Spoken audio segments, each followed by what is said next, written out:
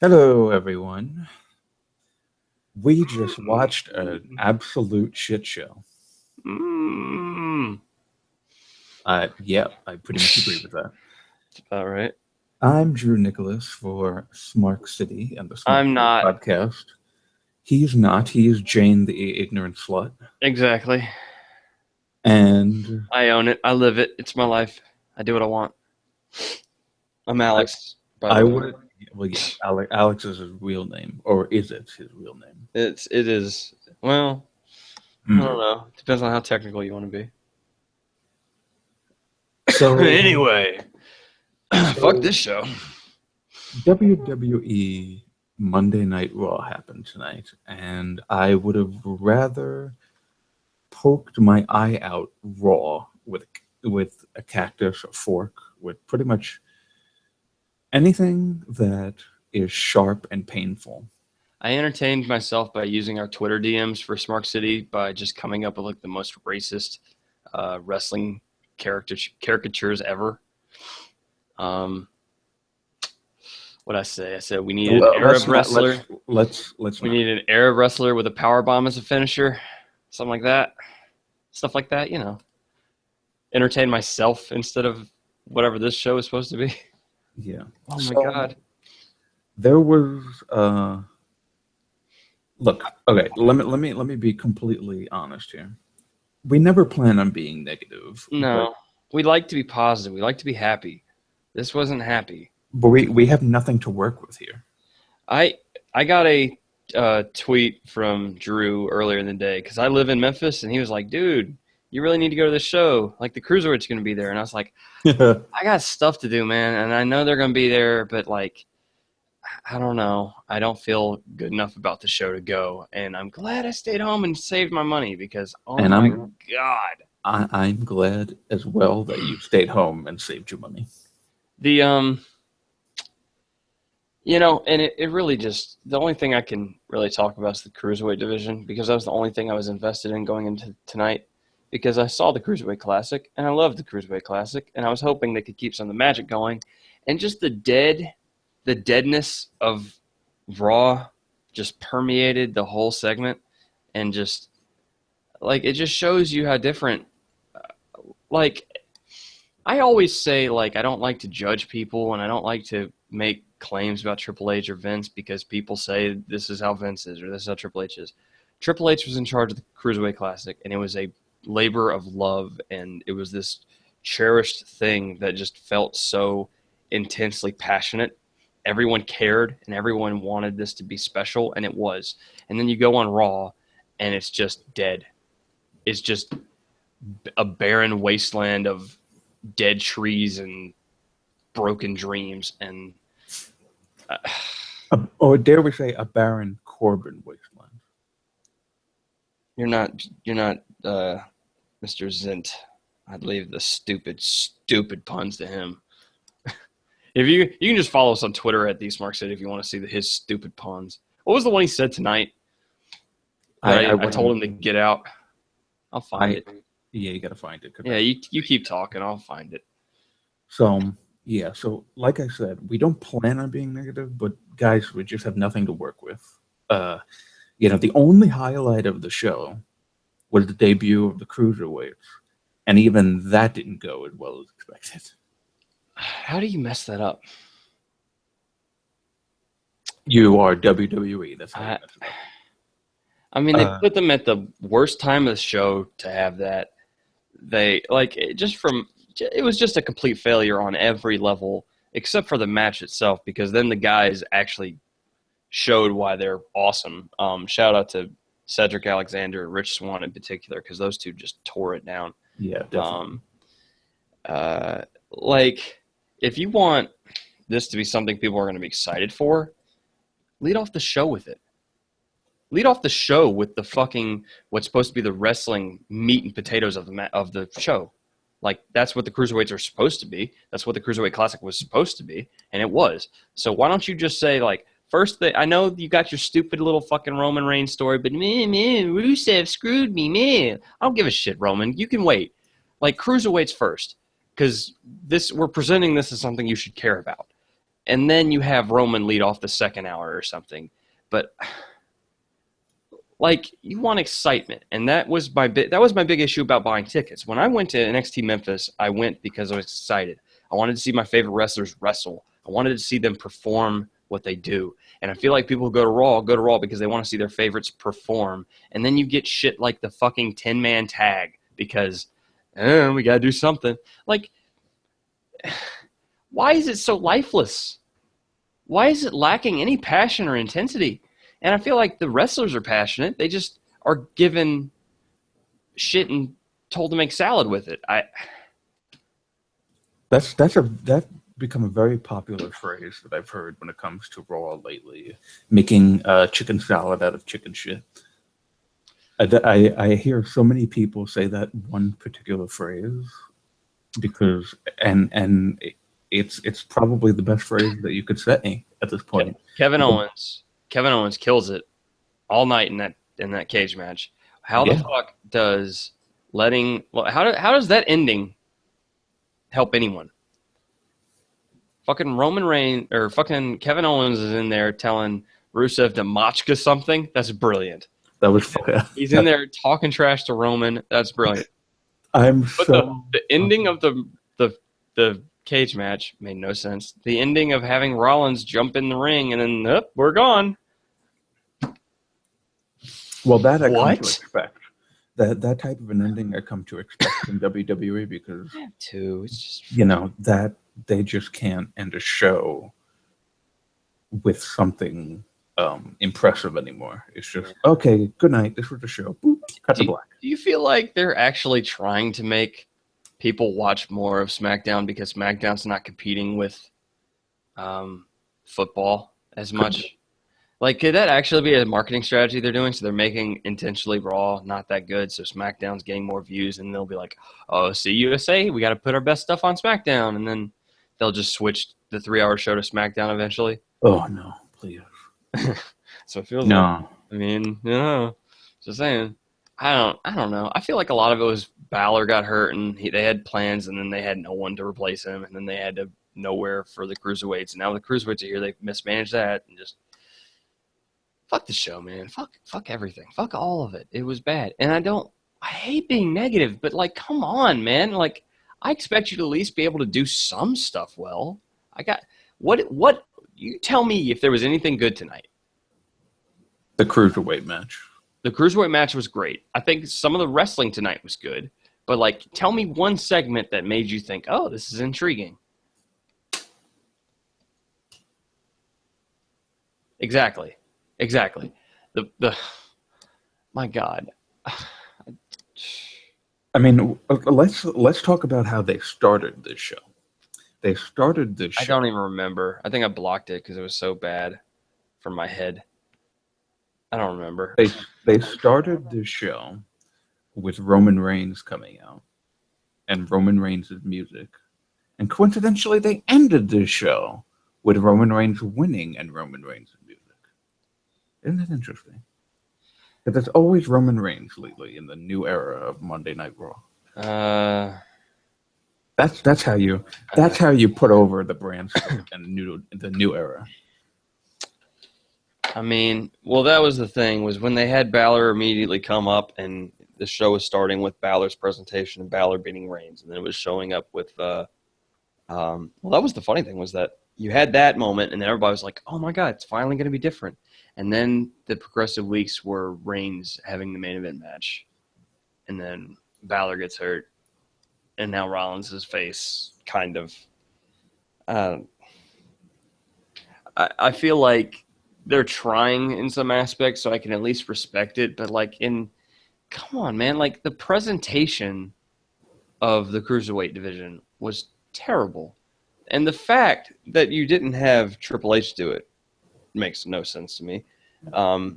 Well, you know why they didn't do that. I know because they didn't want to put him on the show, and they think that having him come in and screw Rollins later on Clash of Champions is going to be a fucking surprise. I mean, they should have brought him in and had him do whatever he's going to do with Rollins and KO and get it out of the way. and then have him introduce the cruiserweights because it's his division. And why did they leave T.J. Perkins off the show? How does that make sense? Why'd they leave Jack Gallagher off the show? That makes no sense. Why'd they leave Kira Tozawa off the show? That makes no sense. Like, I don't – why just 4?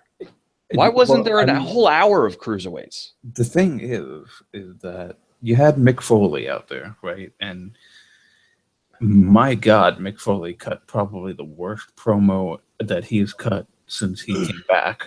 The dude's got brain damage. I mean, hey, I mean, I wouldn't. I don't. Here's the thing, though. I don't blame it on brain damage. No. I blame it on poor writing, and you could tell just from looking at him while he was saying all that garbage. Who fucking writes for Mick Foley anyway?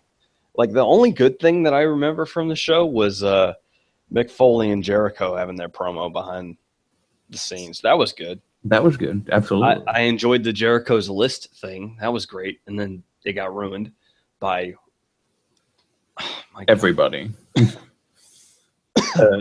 And then here's what really bugged me too was that like all the tag teams come out and then get in a fight. And then on Twitter, Xavier Woods puts a video of the fight where it's like recording it on the turnbuckle, just shouting "World Star, World Star!" Like that. I feel like that's what WWE is in a nutshell. Is just a massive plug for mainstream media, where they're not even trying to like even have a good product. It's just about getting attention, and that's just pathetic. You know what? Somebody in a little chat thing on YouTube, Matt R42397, he just said, "Divas Revolution, Maggle." And you want to know something? I actually see now. I can see how WWE thought that the Divas Revolution thing with Stephanie coming out was a good idea, because they did the exact same thing tonight, except with Mick Foley. They don't learn, man. That's my problem, is that you have to go with the most emotional, visceral way of presenting the stuff. And it's not like having someone come out and have this somber motherfucking, like, it makes no sense to me, especially with like cruiserweights from people, like casual fans do not know these guys at all. They don't know any of them. They've never heard of them. So being like, he's from Baltimore, Maryland, and blah, blah, blah, like, how does that help at all? Like, what they should have been doing was, in the weeks coming up to this show, have a package of Rich Swann telling his story of how his parents died before he fucking even got out of high school, and how he was on the streets doing some not good things, and how wrestling literally got him off the streets and got him clean and sober. And like, the fact that he's even here is a fucking miracle. Well, like, the problem with that is that would mean that WWE was actually focusing on the wrestling part. That's what I'm saying, but it's just like, you got to. Here's the problem that I have of everything, is that there is no emotional. Like, this is kind of vague and generic, but wrestling is art. It like, the wrestler is performing art. They are performing something. That was a Ricochet drop right there. Did he say that? He has a shirt on Pro Wrestling Tees that says "Wrestling is art." Ricochet, you're my man. He's awesome. I hope he's on fucking. You know what? Actually, Ricochet, make your money if you can make it in WWE. But I don't know. Do something fun. Be cool. Just be cool and be you, and don't ever change, even if you go to WWE. Push boundaries. Do shit. Anyway, so wrestling is like art, right? And it's part of art is performing something that is a part of you, making you feel, and like making you who you are. And I feel like you watch wrestlers, especially independent wrestlers, like you see them and they're just pouring out their hearts, and you connect with that. That's what art is supposed to make you do. You're supposed to get an attachment to it. And it feels like these wrestlers for WWE have that passion. The people producing the show have none of that passion. None whatsoever. And that's, I think, the problem. There is a total disconnect, because at one moment you want to care so much about the wrestlers, but then they're presented in a way where you're just like, why do I even bother? Why do I even try? Oh my God. I don't know, man. I don't know. Anyway, I love the cruiserweights. I hope they keep going. They had an amazing match. I think by the end of it, the fans were getting into it for sure. But that was another thing I noticed was that they don't know any of these guys, so they don't know what to chant. So they're just chanting, "This is awesome," because they're like, "What else do we chant?" You know what I mean? Like, there's no forethought in any of this. There's no I've never been happier to hear a "This is awesome" chant, by the way. right. Like that was all they could do. There was two people trying to chant "Fight Forever," and I was like, stop it. Yeah, that's not gonna work. Nah. But seriously, like I'm usually not a huge proponent of chants like that, and crowds trying to go into business for themselves. But honestly, I didn't even think that this was. I almost felt like that was a pity chant. You did? I felt like the crowd had to, like the people. A lot of people in the crowd were like, "Oh, they did such a shitty job with this tonight. Let's just make it good for TV." Like it almost felt like that to me. I feel like um, I don't know if it's pity, but I think it was like, okay, I remember when Rich Swann and Alexander got their first kind of moment together, and they were doing some stuff, and then I believe Grand Metalik got in there, and he did some stuff with Swan, and they're doing these really amazing moves, and the crowd was oohing and awing, and that's good, right? They were getting into it, but it was like they would ooh and ah, but then they had nothing to chant. So then You eventually could probably have heard somebody in like a back row on the floor sneeze because that's how quiet it was sometimes. yeah, but like they would be like really loud oohs and ahs, but then there was silence between because it was like, what are we supposed to do? We don't know. That's why, and that's exactly why I'm thinking that they just started to chant "This is awesome." Yeah, that's what I'm saying. And I think it wasn't necessarily out of pity. It was just like awkwardness. Like we like this, but what are we supposed to do with this? You know what I mean? There was a like a little group of fans trying to chant for Swan, and I remember when Alexander tapped out, there were a couple of people in the front row who groaned or slapped their hand in disappointment or something, and that's good. But like it's just that shows you what the passion and the investment these wrestlers have and why it matters. Like once I think that's really a lot of times where we're like, we want more wrestling and stuff. It's because that's the stuff we can connect with because a lot of the production value is it's just bad. It's just bad. It feels like a cheap knockoff of trying to copy sports bullshit from ESPN. Well, that's what I think the pre-shows are. Well, I like the pre-shows okay, but yeah, it essentially is one of those shows.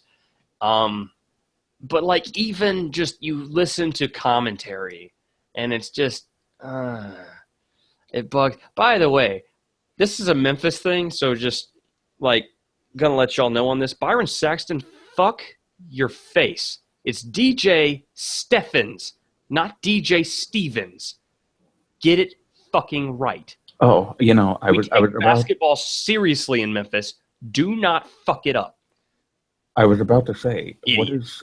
I didn't realize that fucking faces was a Southern thing. No, that's just me. Hey, fuck face. Fuck off. Fucking Byron Saxton. Get it fucking right, dumbass. Well, do your research. Hey, it's DJ Stevens. Like DJ Steffens, dumbass. Are you done now? Maybe. I don't know. Go on. If you need to go on, go ahead. No. We're good. We're good. Go. Okay, cool. Ass bag. Okay, I'm done.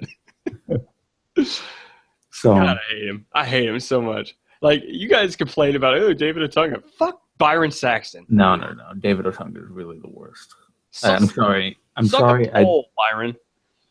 Suck a pole. You know what? Fuck every announcer except Corey Graves. Even Corey's been tamer than normal. Well, that's because Vince and Raw, and I know. we can't have nice things. I like Morrow. Morrow's good. He's not And he's not paired with the right people to be great, but he's good. him and Corey Graves, him.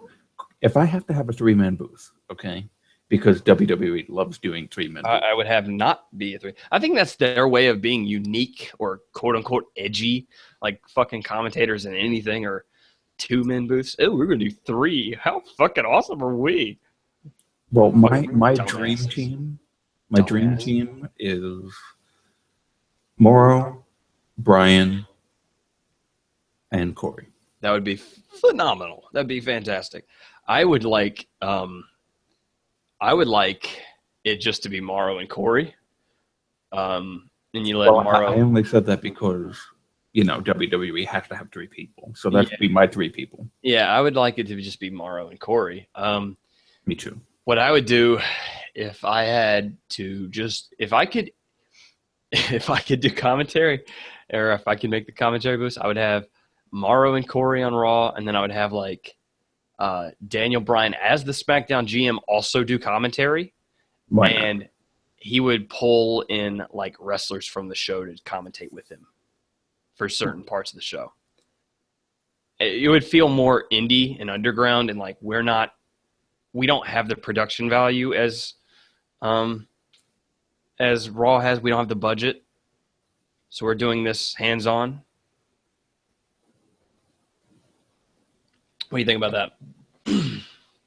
I think that anything at this point is better than Raw, so I'm all for it.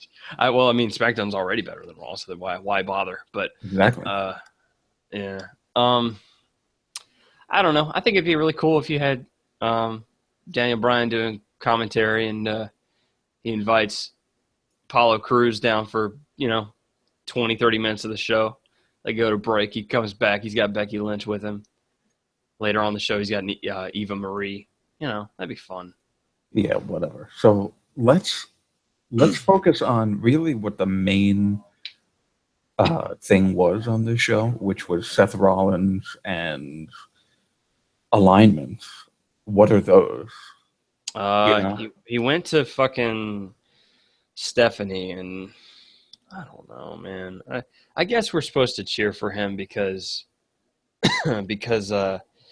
he's been screwed over by Triple H, but I like Triple H more than I like him. Triple H gives me the CWC. He gives me NXT. Seth Rollins just breaks my favorite wrestlers. So, I don't know. Yeah, I don't really know how it could ever be possible for you to cheer Seth Rollins. Nope, never. He ruined it. He ruined everything. No, it's over. It's over. So I do hope he goes babyface so Balor can come back heel, though. That'd be cool. Yeah, that would. It seems that that's what's going on now, judging from the end of this show tonight, that he is actually a babyface now. But they didn't help things when him and Stephanie were backstage and they had that little promo, because both of them literally went heel and face and then back to what they were doing originally in a matter of 2 minutes. I guess the logic. I think this is where they're trying. Like I said, they're trying to be a little more subtle and kind of in between. Yeah, but it doesn't work. Where like you don't know where Stephanie's loyalties are. Yes, we do. They're with Triple H. Yeah, we do, of course. And against Mick Foley. Like we're supposed to forget yeah. that last week when Mick was talking to her before the show started, and he was, he had. I'm forgetting the word because I'm not good with words. But he had he was holding back on truly believing her. He wanted to, but he couldn't. And then she fed bullshit back to him, very passionate and heartfelt feeling, playing, of course. Yeah, that might be the best thing they've done on Raw in a couple months, or in about a month, honestly. But then Mick leaves, and then you see that little the look, exactly, and it's like, well, you just played your hand. She's evil. We know she's evil, and then you try to act like, oh no, I'm not evil. Back behind the scenes, like we're supposed to. Like, no, come on. But we're supposed to forget that.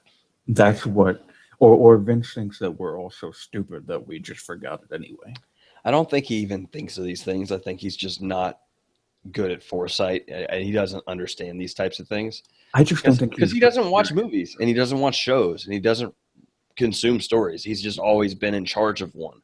And basically what he did was he rode the wave of Rock and Austin figuring shit out and Michaels and all them figuring shit out. And he just kind of let them do their thing and wrote zany antics. And then as soon as they're gone, they can't get back. I think wrestling could definitely be mainstream popular if you did it right. But they don't do it right. So honestly, I think it could be, and this is very, this is out of left field for me, especially to bring this up.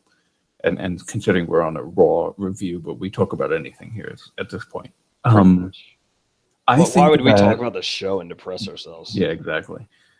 I actually think that TNA is doing it right with this final deletion stuff. I think that is a fantastic way to get wrestling into a mainstream audience.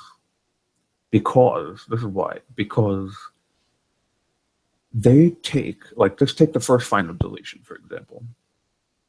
They take the cinematic aspect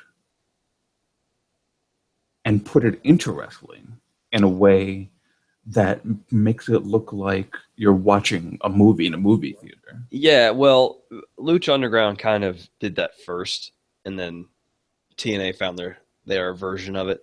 And I guess WWE's done it for a long time with their video packages. Their video packages are arguably some of the best stuff they produce. I just feel like I think you're onto something there in a certain aspect. I feel like mainly just the problem is that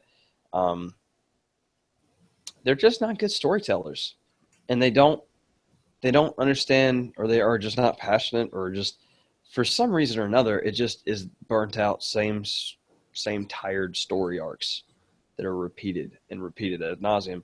And your wrestlers are capable of more than that, and they're hungry for more than that. And I mean, look at who they have on man. Look at all of the talent that they have on this show. They have the most talented roster they've ever had, period, in my opinion. I'm pretty sure even I would go as far as saying, and of course I wasn't really as big of a fan as I was as I am now back in the late 90s and the early 2000s, but I would go as far as saying that the talent on the roster right now is better than in the Attitude Era. Oh yeah, no, Attitude Era was a couple big stars, but the depth was, not good. What you have now is I mean, my God, you have at least 20 male single wrestlers that I feel like are like good to great. And it's just insane that the wealth of riches they have, and they squander it. I feel like their ratings for Raw now, if they're lucky, 3 million a night. If they're lucky. I feel like if you do wrestling correctly, if you market it and produce it and give people the storylines and, make it a little more adult friendly in terms of the depth to storytelling. It doesn't necessarily have to be adult subject material. It just has to be deep. Like, you're not going to get this, but like Avatar: The Last Airbender, a cartoon from like 2005, it got a lot of adult accolations just adults liked it because it's essentially a children's show, but it was done so masterfully and told so many good stories in it that adults became invested too. We need that in wrestling. Like, instead it's just, oh, here's a star, kids will buy shit. There we go, done. On to next week. I don't know. I feel like there's no labor, or there's no love to the labor, rather, in producing the show, in writing the show, in filming the show. There's no thought in how they do many of the things they do. And that sucks. That's disappointing. The wrestlers deserve better. We deserve better than what we got tonight. Hashtag give wrestlers a chance. Huh. What was what was the stupid fucking hashtag I came up with in the fucking? Let's not repeat let's that. leave that alone, huh? Yeah, please. Point being, I entertain myself by like overly parroting what WWE does by like stereotyping characters. So I did it so far as to make them racist, and then I came up with like racist hashtags and shit to go with it. Really racist. Yeah, exactly. But we're not going to get into that. It was hilarious. Take my word for it. Take his word for it. It's hilarious. Yeah. And yours too, please. It was pretty good. It got a chuckle. I'm sure it got a chuckle. Well, when we were rhyming back and forth, I thought that was more entertaining. But Yeah. This is how we spent our show. We didn't watch the show as much as we just fucked with each other. Pretty much, yeah. Yeah. My God. All right. Anything else you gotta say? Because I don't fucking know.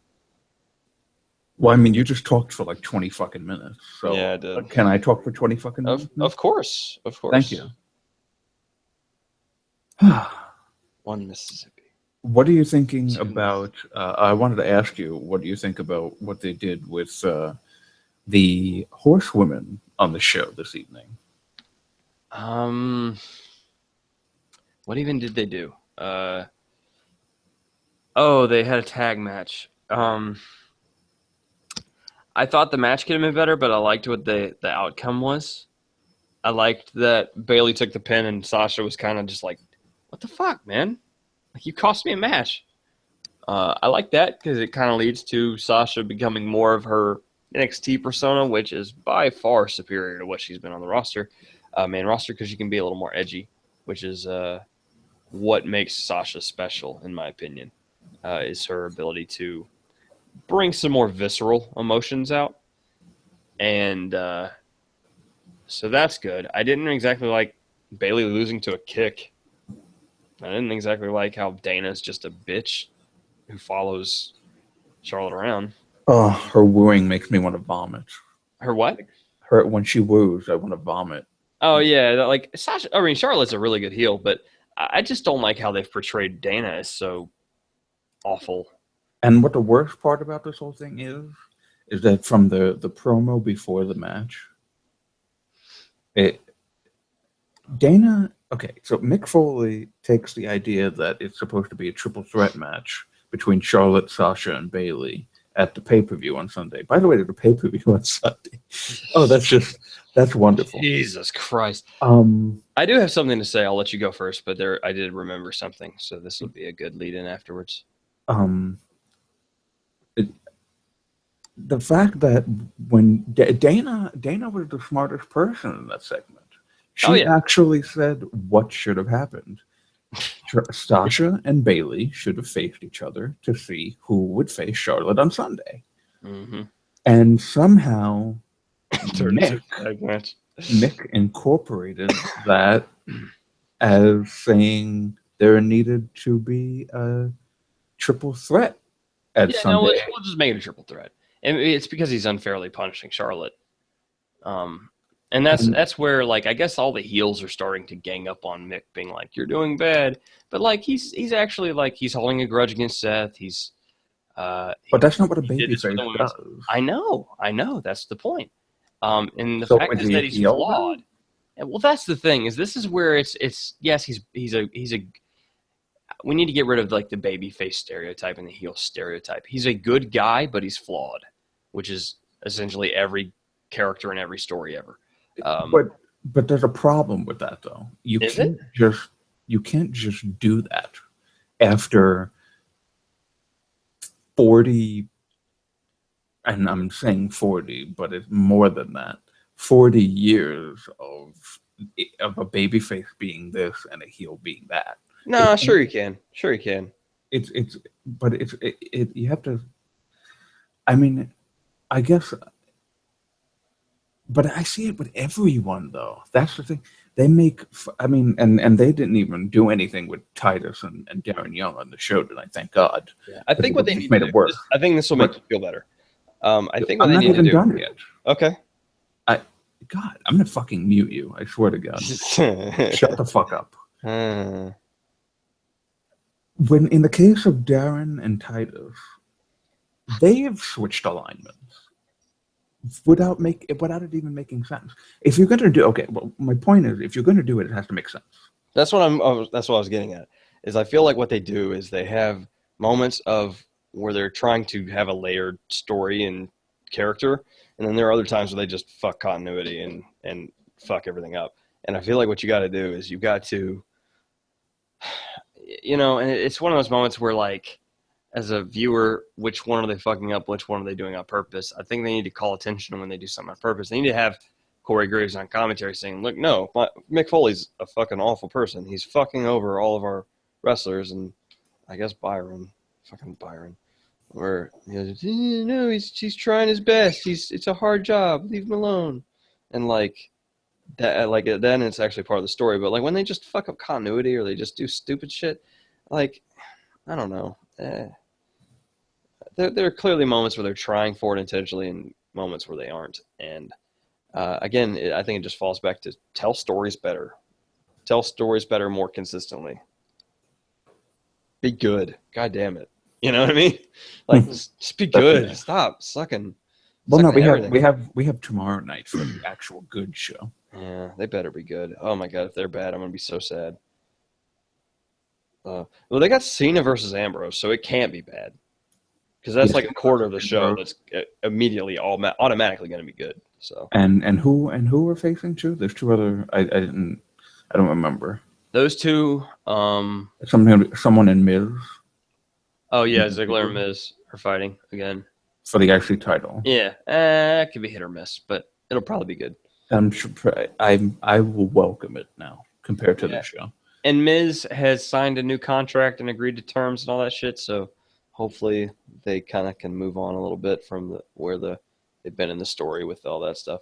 But anyway, the point I was trying to make really quick about Dana is that Dana is in a position where like she's being portrayed badly, and I guess the natural inclination is she turns face. But who wants to cheer her as a face? I don't even want to see her on my television. I mean, I like her, like, just not with Charlotte. And that's the nice thing, is that they're saying that Emma is ready to return, and Emma and Dana were a team together for a long time. Yeah, but I got to be honest with you. They were awesome. I don't care. They were awesome, though. No. I cared about that when it was happening, and then Emma got injured, and now I don't care about Dana anymore. Oh, man. Well, they really beat her into the ground, and I just... I don't know. I'm not that hard on a wrestler. I don't know. I don't know. I'm just an angry Smark right now. I'm sorry. I know this show was just one big headache. Ugh. So I don't have anything else to say. There's nothing else to say really. Well, here's the matches so far for the Sunday for Clash of Champions. Oh my God! Okay. Remember again. Let me just remind everybody. Reiterate a pay-per-view on Sunday. There's a pay-per-view again 2 weeks later after the last one. This is our life, folks. This is the living hell we're living in. And you get to come along the ride and watch. Only for $9.99. Wink. Well, I mean, we're free. We're free. Spend the time with us. Yeah, that's exactly the point. Spend the time with us. We love you. We love you. They don't. So, yeah. Hashtag free Smark City. So we got Seth Rollins and Kevin Owens. Oh my God.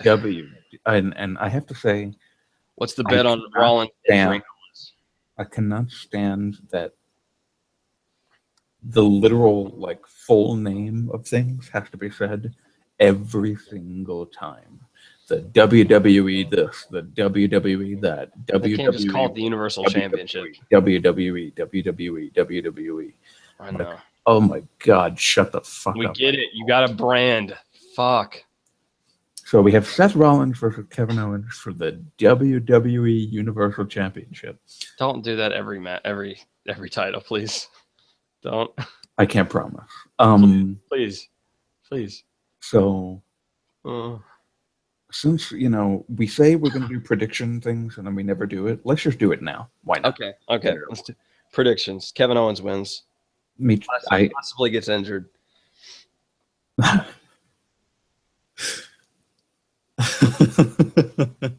feel like Rollins My hasn't God. gotten a leg yet, so I feel like if you're on a betting, I would go for like he takes out Owens' knee.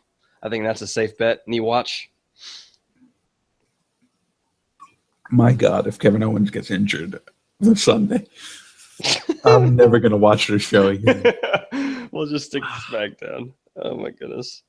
Anyway, what's your take on I think Owens? you were saying in the DMs tonight that Triple H was going to come out and cost Roman this match tonight in the I steel felt cage like match.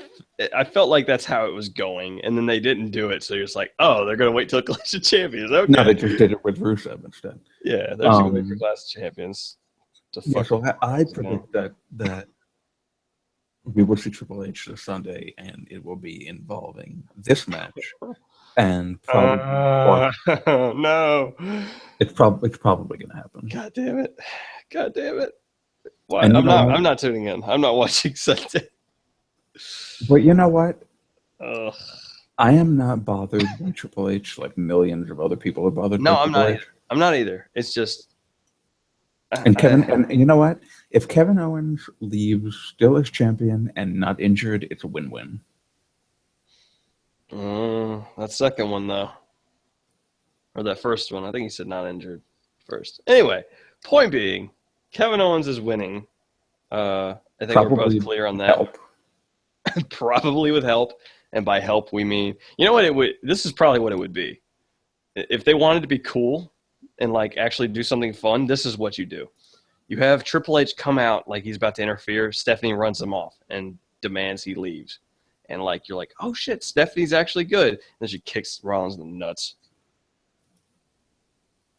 Well, the only thing is that this has to be a no DQ match in order for that to happen. No, she's the fucking what is she? The general manager? What's the higher one? Commissioner. Oh, she's the commissioner. Yeah, she'll just say, hey. She'll just be like, hey, referee, if you don't want to get fired, turn your back. Oh, that's true. The ref can just turn around and or if she does it and the commission or the ref's going to ring the bell, Stephanie says, I'm commissioner. You do that, you're fired. You should, actually, I think that Stephanie getting involved makes us even worse. You think so? I can't stand Stephanie. I don't know. I feel like they need to stop with this ooh in my face or in my heel bullshit because it's not even like a question. It's not even. We all know you're heel. We all know you're awful. Come on. I feel like it would at least give me that moment of, oh wow, that she's actually face. Because I don't know. I'm asking the people who may be listening to this live right now in the chat, what do you guys think about alignments? What do you think about Stephanie, about Mick Foley?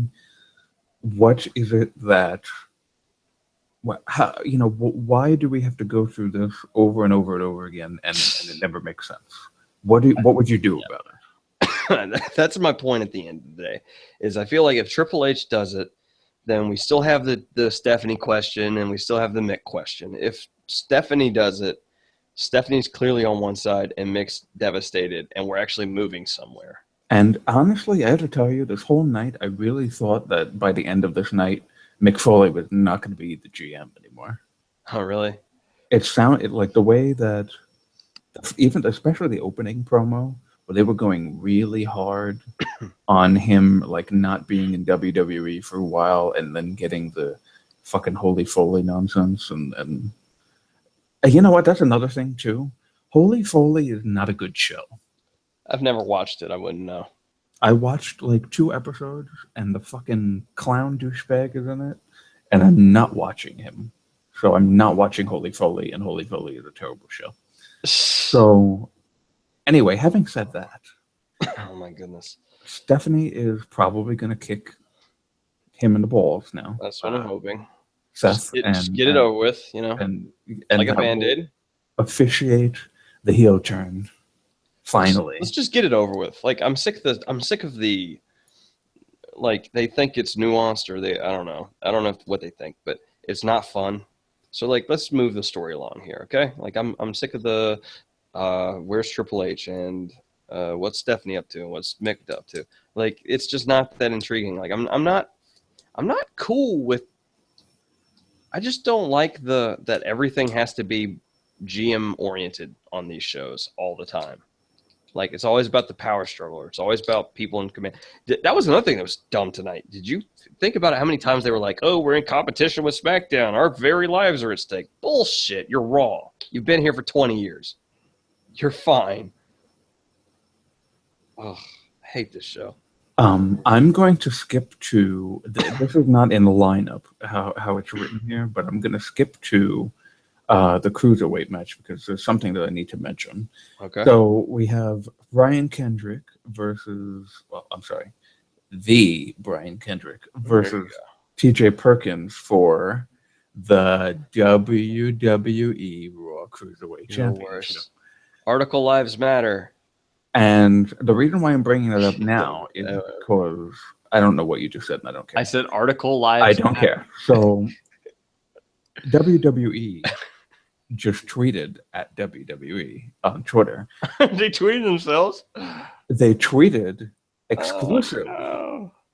What happened when TJ Perkins and Brian Kendrick crossed paths 6 days before WWE Clash? Now, I'm bringing this up right now because Shoot me in the skull. the fucking Cruiserweight Championship was at the show and they didn't bother to introduce it. Yep. And so was Jack Gallagher. He was behind the scenes. You know who else was backstage? Emma. You know who else was backstage? Luke Harper. Paige was also apparently backstage. And Paige. Yep. But, those people don't matter. The point is, WWE Cruiserweight Champion was at Raw and was not introduced. What the fuck? They introduced a brand new division without showing what the top prize of the division is. Or what the title even looks like. Like, there's a brand new title for this thing. And by the way, fuck you, WWE, for saying that this is a brand new thing, because you know very well this is not a brand new they're so thing. innovative, reusing stories and reusing titles and reusing divisions. Because So innovative. September 19th, 2016 is absolutely the first time there was ever a cruiserweight division in WWE. So, fuck you. That's number one. My goodness. So, having said all of that lovely shit, what do you think is going to happen in this match? I feel like they're going to cement the Brian Kendrick as, like the veteran heel, and they're going to kind of tell his story a little bit, but TJ's going to win. They wouldn't have him lose first match ever. That's not happening. But they need to introduce their first foil, and they kind of started doing that tonight with Kendrick breaking up everything that was fun and stealing the win and all that. Who else are heels in the Cruiserweight division? So far, I think it's just him, Brian Kendrick. Maybe Gallagher. I don't know. He's gonna be a. I mean, they could portray him as a heel, but the Smark's going to cheer the shit out of him. Yeah, I don't think that would be a good idea. I think Noam Dar should be a heel. Dar should be a heel. I agree. Oh, dude, bring back Balor. Bring back Balor when he gets healthy. Remake the club. Noam Dar is the Cruiserweight representative. And they are very good friends already. Yes. That would be I'm cool with that. That sounds fun. Anyway. I think that I am pretty much on point with what you're saying, and I think that we should not have, since the Clash of Champions is going to be TJ Perkins' debut to the main roster, and not when his division was debuted on the main roster. I see that he will absolutely win, and I think that'll be good for getting him some star power on the show because I'm sure I don't know where they're going to be next Monday, but I'm pretty sure it's not a Smark town. Could you find that out for me? They're in the I can, yes. I Because think they probably start off Clash of Champions with the Cruiserweight match. That sounds like a WWE thing to do, right? yeah, I think that would be a good idea actually. I think that's probably smart. I would actually be cool with that because I would kick it off pretty lively because Brian Kendrick can really go, TJ can really go. I mean, it makes sense. And I think it'll be a great match. Yeah, that's true. So next match is Bayley versus Sasha versus Charlotte for the red thing that she wears around her waist. So I'm thinking that at some point, Sasha, if she doesn't start being an absolute bitch heel like she was in NXT, at some point in the middle of the match, she's going to start wailing on Bayley, and it's going to be pretty much obvious that that's what's happening. By the way, they're in Cincinnati next week. Not exactly Smarky, but not Smarky, so that's okay. Anyway, as long as we get a "This is awesome" chant, that's fine. Oh yeah, you'll get it. This is awesome chant. Anyway, my thought on the women. I think you're probably spot on with how that goes. I think you probably. This is my hope. I don't know if this is what they'll do. This is my hope. My hope is that Sasha wins the title. Bayley and Sasha start a feud for the title, and then Charlotte has to deal with Dana, threatening to leave and rejoin Emma as Emma makes her glorious return. And, I think that'd be fun. And then Charlotte's on her own. Once she's on her own for the first time, she's not winning. Creates a story for her. I think that'd be good. I'm hoping Sasha wins. That's my prediction. Sasha wins. Yeah, I would like to see that. Turns tweenerish to heel somewhere in the process. And there will be cheers, but I'm sure there will be some boos because of she'll get Bayley. She'll get booed. If it's to Bayley, she'll get booed. That's true. Yeah. Anyway, what's the other one? Rusev Reigns. Rusev Reigns for the WWE United States Championship. Jesus Christ. I'm trying to say like Michael Cole. So I think I know how this goes. Let me say this. I'll get my prediction out first. Go ahead. So, you know that they're having that best of 7 Sheamus Cesaro, right? Right. And I think Mick has said that the winner will get a title shot. And by the way, Mr. Matt in the comments, yeah, it is sad. We've been going back. He was talking about the alignments you wanted to talk about, and he's pretty much spot on. Anyway, I think the winner of that is going to get shoehorned into a 3-way match at whatever the next godforsaken pay-per-view they have in the United States Championship. So it'll be Rusev, Reigns, and whoever the winner is, triple threat. And I think the winner is going to be Rusev tonight or next week, next Sunday. I would hope that it's Rusev. Gotta hope. Hope and pray. Cross your fingers. Cross your toes. Cross your eyes. Cross whatever else you're capable of crossing. Knock on wood. Yeah. Pray to the gods and make a voodoo doll. There are no gods. WWE's proof. Anyway, my hope is just it's better for Roman if he loses. It's better for Rusev if he wins. It makes no sense to me that Reigns would win. It would just cause all the hatred that's been kind of slowly whittling itself out, burning itself down. It would just flare it back up larger than ever. So and then again, it also doesn't make sense that it hasn't made sense that Roman has pretty much been in every main event on Raw for the past 4 weeks now. Yeah. You know what I would do if I were them? I would have Rusev win the first one. And then when they have a triple threat, I would have Reigns, like, let's say Cesaro wins the best of 7, right? So it's Cesaro, Reigns, Rusev, and the triple threat for the U.S. Championship. I'd have Reigns win by, like, Cesaro hits his finisher, Reigns throws him out of the ring, steals the win. And then you have a moment of Cesaro's clearly the baby face. Reigns is like, dude, like, come on, what am I supposed to do? And he's the tweener, and then you have Rusev's the heel, and you eventually move it to where it's Cesaro versus Reigns, and Reigns slowly turns heel over time. I think Reigns heel versus babyface Cesaro would be super fun. That's my hope. Well, when we get to that match, I'm going to tell you what my hope is. Okay. But yeah, I'm on board with you. I think that Reigns should lose because it'll be better for him. I think Rusev should win because it'll be better for him as well.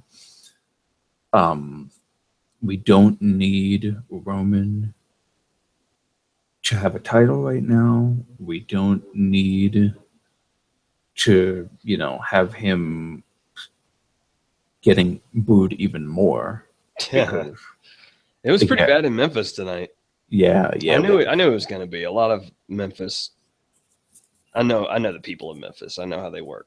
They don't like people like Reigns. So, yeah, what does that is mean surprising. exactly? It's the same thing as why we hate the Los Angeles Clippers so much in basketball. Fuck the pretty boys, little dainty motherfuckers. Except he's not, but that's the perception. Well, so you're saying you hate yourself then? Oh, you're so flattering. Anyway, yeah, essentially, yes, I do hate myself. Anyway, point being, Memphis is a city that values like hard work and underdog mentality, and people who like, that's why Memphis was like the spot where they had the what was it was Occupy Wall Street. They had the Occupy Raw with Daniel Bryan, and it went over really well in Memphis because people like Daniel Bryan are well perceived in my city. Okay, I see what you mean. So like Sami Zayn got cheered a lot tonight. That's why. Meanwhile, Roman has gotten it all. Essentially, he's not gotten it handed to him. Let me rephrase that before I even say it. He's not gotten it all handed to him. It's just that WWE has designed it to where this is the guy we want you to cheer. And Memphis is like, nah, fuck that. That's essentially Memphis's mentality. You can't tell me what to do. Fuck you. So there you go. Anyway, he got booed a lot tonight. More than he has been in recent weeks. Yeah, and deservedly so. Because seriously, stop it, WWE. Stop it. Stop. I don't want to even get into how this was supposed to be in a less authority, more wrestler time since the brand split, and literally Mick and Stephanie take up more time than I would ever want them to take up. I think they're both at least on the screen 30 minutes each during the show. It feels that way. Yeah, it really does. Like every opening segment, sometimes in the closing segments. You see more of them than any wrestler. Multiple backstage segments throughout the show. Yeah. So anyway, not a fan with that, but we've beat that dead horse to dead again. So yeah. So we got The Club, Luke Gallows and Carl Anderson versus The New Day for the Raw Tag Team Championship. My very, very quick 10-second prediction. New Day lose, The Club win, because we need to end this never-ending title reign of The New Day. Your turn. I feel the same way. I feel like they should win, but why would they win with so little buildup? Like tonight, they were on there for 2 minutes, and then they brawled, and then that's it. I don't know. I guess that's exactly the formula for having them beat the New Day. I don't know. The point is, I don't care, and I really should, because I love all the people in this feud, but I don't care. What are the stakes? What are the odds? Why are we even doing this? Why are they getting another opportunity? Why is this even happening? I'll tell you this. I was just doing one fart joke after another the entire feud. Yeah. Do they my God. lose on Sunday? And I'll be interested in seeing Raw the next day, just to see Yeah. what Luke and Carl come up with. Uh, God, I hope they do it like an old Bullet Club celebration to the nines. Just fucking bullshit, confetti, beers, posing with their titles. Oh, that'd be great. Anyway, my problem with it is that this feud has needed for so long to get personal. It's not gotten personal. Instead, it's just been Big E's balls, and then Jon Stewart, and then just meh, and then I don't know. So I think the only thing that could really invigorate this feud, if you want to keep doing it, is have the club win. I think the club should win just because I think that's the smart decision. I thought that was the smart decision from day one. So why hasn't it already happened? Why Should did have you happened at Summer. suck all the life out of the feud before that? Anyway, yeah, let's go with the club. I go with the club as well. Jesus Christ. Now we Okay. get to the best of 7 series between Sheamus and Cesaro. Now, you already pretty much said your piece on Sheamus. I think this. Can I say this really quickly? Yeah, go ahead. I feel like partly why this the brand Raw brand feels so awful right now is it feels very predictable, right? Like it feels obvious that KO is going to win. It feels obvious that the club should win. It feels obvious that Cesaro should win. Yeah, I agree with that. Yeah. So it's just kind of boring. You know what bores me when I watch the show week in and week out? It is pretty much the predictability factor in that every match that you see, you've seen already, like Yeah. 3 times in a month. Yep. So, like the Kevin Owens and Roman, we've already seen that multiple times this month. That's the issue with depth. I think they compound the problem by having the same match 2 weeks in a row. If you're going to do it, at least give it a couple weeks. Right, and Bailey and Sasha and Charlotte and Dana have now intertwined matches with each other for a month now since Bailey debuted. And it's like, okay, so they're all in a tag team match tonight, and it's just generic women's tag with the predictable outcome. Yeah, we're rambling at this point. We've said all this stuff. It's what it is. They got to get people from the performance center to job and do more jobs on a consistent basis, even for like baby faces, just to have it be different, just to have something not where it's just, oh look, Sasha's fighting Charlotte. Oh look, next week Sasha's fighting Charlotte. Oh look, this time it's Charlotte and Dana versus Sasha. Like we got to mix it up a little bit here. And the problem with the women is that the division was missing Paige, was missing Emma, was missing a couple of people, and now that you have Nia Jax on her run, she's in this thing with Alicia Fox. So neither of them are really accessible from WWE's perspective. Why not pull Alicia Fox out and have her fight Charlotte, and then before Charlotte, like the first moment Alicia kind of gets headway, then you have Nia Jax come out and beat the shit out of her. Like, I don't know, just. We've hit this nail on the head. I know. I need to just stop. Well, And that's the thing too, is that we're rambling and saying all this shit because we care, and we just wish it was reciprocated.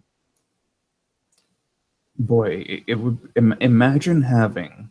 I was tweeting on my own personal Twitter at NicholasDrew91, by the way. Cheap plug. Cheap plug. Ole style. Have a nice day. Imagine having 3 hours of television and not writing and booking a compelling, exciting show. And just going to the basic, predictable bullshit week in and week out. And not getting people invested and excited to turn on the USA Network every Monday and watch your show. And instead go for the 2-hour show with the better stories and the better everything. Because Raw just sucks. And I feel really bad that Kevin Owens' title reign is being pretty much marginalized already. Yeah, it's really sad because I marked the fuck out when he won. Regardless of how he won, I marked the fuck out.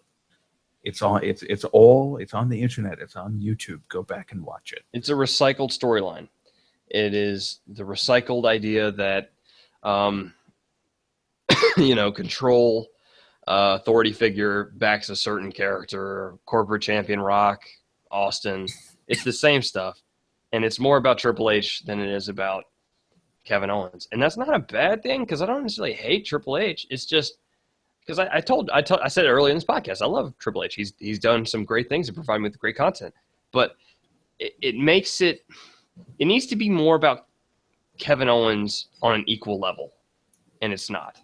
And until they get there, it's not going to be anywhere near engaging enough for me to care. And then that's what's the travesty of it is that fucking KO goes out tonight and comes up with Machka something, and I mark like a school kid, but I don't care about anything he's doing except Machka something. And fuck this WWE, I hate you. Can we sign off? Can we be done with this show? My God. Well, I haven't given my predictions on Sheamus and Cesaro yet. Go for it. I'm done talking about any of Raw. I'm done. Cesaro needs to lose so he can get traded to SmackDown. It's not happening. I think that'd be fun, but it's not happening. Well, too fucking bad. That's what I want to happen. I know. The problem I see with that is just that, like, it'd be cool if he brought Daniel Bryan traded in for Cesaro to represent him in the Miz feud. That'd be cool, and then you put him up against AJ or something. That'd be fun, but it's not gonna happen. So. It's not, and that makes me sad. Yeah. So 2 more matches, and we're out of here. Oh my God. Sami Zayn versus Chris Jericho for the WWE nothing. You first. Nothing's on the line. You first. Sami Zayn. This should be like a number 1 contenders match or something, so that it at least fits with the gimmick of it's Clash of Champions. So you're at least getting a title shot or something. I don't know. I think Jericho wins. Unfortunately. Yep. WWE. Jericho wins. And the kickoff show match, Nia Jax versus Alicia Fox. Nia. Oh, they'll throw in Enzo and Cass versus Shining Stars too. I'm sure. Good. Oh my God. And you know what? I'm from Brooklyn, New York, and I'm rooting for the Shining Stars. I'm sorry. I love Enzo and Cass. I just hate what they've become. They're just catchphrases at this point. What do we have over here? Okay, I get it, Enzo. You do this every week, buddy. You have always been more than that. So why are you? It's because of Vince. It's because of Vince. It's because of the marketing. It's the marketing pitch. I get it. Duh. Well, yeah, that's why Bootios is mentioned in the fucking New Day promo. Yeah, but even Bootios was fun. It's still fun. It's just different in a surreal sense. Yeah, it's still fun. Just because oh my God, they got that they made that. That's insane. But I don't know. I'm still salty that they didn't make custom tag titles for New Day, because seriously, how would you not do that? You friggin' put a spinner on the WWE Championship for John Cena, and the rated R. When Edge won it, he did that little rated R spinner thing, and I know they've done other custom titles in the past. But it's why? I mean, that's a moneymaker right there. I would buy a custom New Day tag title. Yeah, I think the problem is that they're in this mode of we are having everything nice and similar. So the Raw brand is the WWE logo with red, and then the SmackDown one will eventually be blue. I guarantee it. And then you look at the women's, it's red. Women's is blue. SmackDown tag titles, they're blue, but they're silver, but it's the same logo as the one on the Raw one. So you know that they're, So I think that's the issue, is that it's going to be they could make custom titles, but why would they? Because they know that would be different from SmackDown. Oh, don't want that. I don't know. This is a bad week. WWE's got me in a bad mood. Basically, Nia Jax is going to win. Nia Jax is going to win. That's a good thing. Hopefully Nia comes out and challenges Charlotte or something. I don't know. Ugh. This was going to be a. I'm standing up and pacing at this point, just to clarify. Are you standing and pacing? Standing and pacing, yes. Why? Because I had to get up. I mean, Fuck this show. my legs are kind of hurting a little bit. I've been sitting for a while. So, yeah. So this was going to be a quick fuck you Raw and WWE podcast, which then turned into We ran through for an hour. Just an hour and 10 minutes to be exact. We're marks. It's okay. We'll be back fucking Sunday to torture ourselves. We will probably have a recap podcast. We would love it if you'd hang out with us. That'd be brilliant. If you want to talk to us, we'd love to talk back to you at the Smark City on Twitter. That's probably the best way to get in touch. We also have our website, thesmarkcity.com. And, yeah, check us out next week because we'll do a thing. Check us out tomorrow because we'll do a thing for SmackDown. We'll be in a much happier mood. But, yeah, we'll be here. Let's not jinx it now. You know what I mean? We'll see. I mean, figure Cena versus Ambrose couldn't be bad. AJ's going to be there. American Alpha is probably going to be back or close to it. We'll see. Point being, hopefully we're in a happier mood tomorrow. I hope all of you are in a happier mood tomorrow because I think most of you are with us on this show. It's got to be better. We deserve better as consumers. So that's all I got, man. I couldn't have said that better myself. Yeah. Join us on Twitter. Engage with us. We love talking to you. We love you. This at is your, the Smark City. At the Smark City. And hopefully tomorrow is good. Hopefully. We'll try not to have Chris on the Twitter as much. He kind of says some weird shit. Anyway. Did he? I didn't even pay attention. You know what? This is a shoot right now. This is an absolute shoot right now. I'm using wrestling terminology. Of course.